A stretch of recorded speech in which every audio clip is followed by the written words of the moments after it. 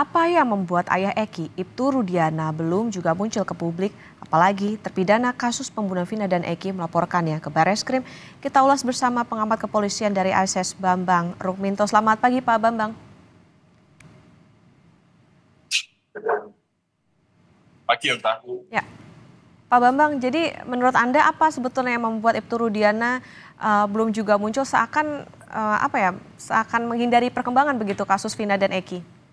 Ya, satu sisi kita berprasangka baik dulu ya. Mungkin itu Rudiana ingin melihat situasi lebih kondusif lebih dulu seperti itu. Tetapi sebagai anggota kepolisian tentu diharapkan segera muncul dan memberikan keterangan kepada publik. Gitu.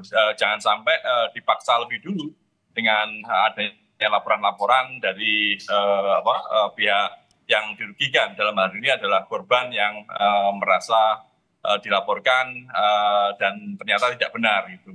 Harapannya selain itu pihak kepolisian juga segera mencari keterangan terkait dengan Ibtu Rudiana ini. Saya sih berharap sampai sekarang Ibtu Rudiana masih berada di Cirebon, tidak kemana-mana gitu. Makanya dalam waktu dekat ini pihak Ibtu Rudiana maupun Polres Cirebon sebagai instansi beliau bertugas itu segera membawa Ibtu Rudiana untuk ke publik seperti itu. Ya, Pak Bambang, artinya kalaupun memang menunggu situasi kondusif, harusnya jangan sampai ada semacam harus didorong dulu dengan adanya pelaporan-pelaporan. Nah, Pak Bambang, bagaimana Anda melihat soal adanya dugaan ataupun juga spekulasi soal Ibtu Rudiana ini diduganya menutupi kasus lain? Apa dasarnya jika memang demikian? Ya, pasti asumsi itu akan muncul di masyarakat karena sejak awal kasus ini berjalan, ini memang banyak kejanggalan-kejanggalan gitu. Sebagai sebuah peristiwa pembunuhan, penyelidikan itu harusnya melalui laporan tipe A dulu. Jadi pihak kepolisian lah yang menemukan adanya peristiwa itu. Tetapi faktanya kan penyelidikan itu diawali dari laporan model B yang dilaporkan oleh orang tua korban, dalam hal ini Ibtu Rudiana.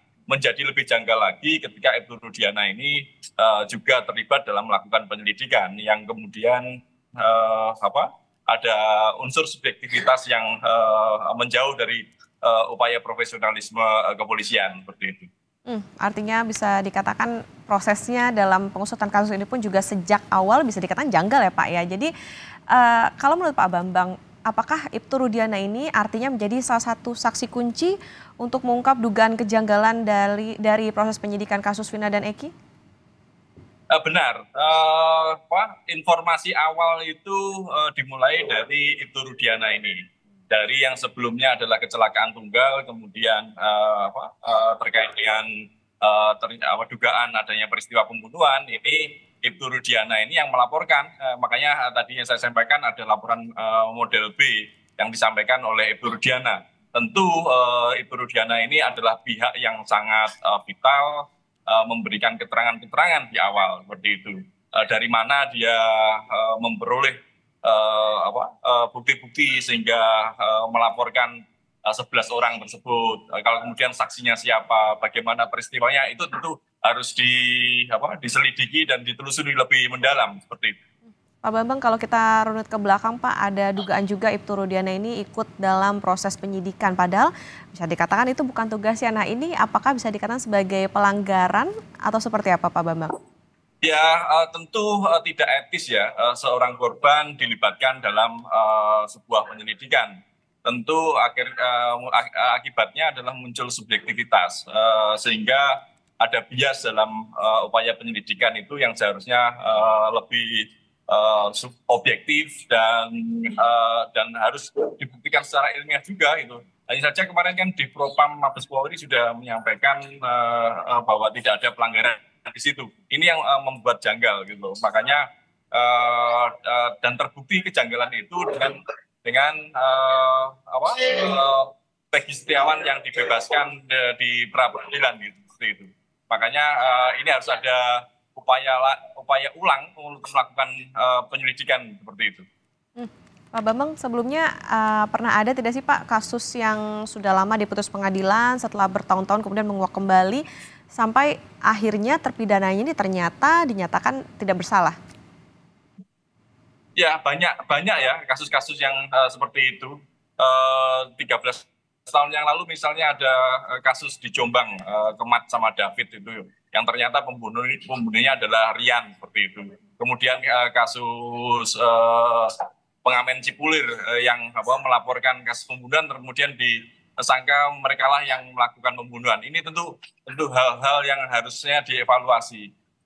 Kepolisian selama ini cenderung membawa persoalan subjektif itu menjadi persoalan organisasi. Dalam konteks kasus Mina Cirebon ini saya melihatnya seperti itu. Ini kan ada subjektivitas oknum, ada subjektivitas kelompok, tapi sampai sekarang mengapa kasus ini bergulir lama dan berputar-putar tidak tuntas karena kasus yang seharusnya dilokalisir menjadi kasus persoalan-persoalan yang kecil ini dibawa menjadi persoalan organisasi begitu. Artinya sebetulnya apa sih Pak kesulitan polisi dalam mengusut kasus ini? Harusnya polisi bisa mulai dari mana nih untuk bisa memperjelas begitu terang benderang soal kasus terkait dengan pembunuhan Vina dan Eki?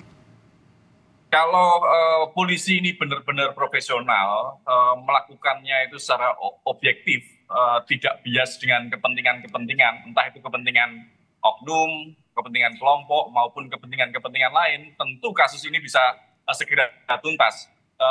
Sampai sekarang kita melihat, masyarakat melihat bagaimana pengusutan kasus ini kan berputar-putar terus. Dari kesaksian yang kemudian dicabut, kemudian ada saksi yang tidak bisa dihadirkan oleh kepolisian di sidang kemarin, kemudian ada pra-peradilan yang menerima gugatan dari tersangka. Hal-hal seperti itu kan menambah carut-marut ini. Harusnya memang kepolisian ini benar-benar bisa bergerak secara objektif gitu. Tapi kita melihat yang dilakukan oleh Polres Cirebon, Polda Jawa Barat ini yang saat ini mengulang lagi kesalahan 2016 yang lalu. Dan itu pun juga ditutupi oleh Dispropam maupun Masidik gitu. Karena kemarin ada audit investigasi yang ternyata juga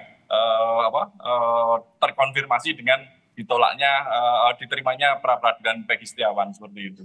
Makanya ini harapannya sih Barreskrim turun tangan sendiri dan Kapolri benar-benar melakukan pengawasan ya pada penyidik di lapangan, terutama pada Barreskrim, agar kasus ini bisa dituntaskan. Karena kalau tidak, reputasi kepolisian lah yang akan jadi korban seperti itu.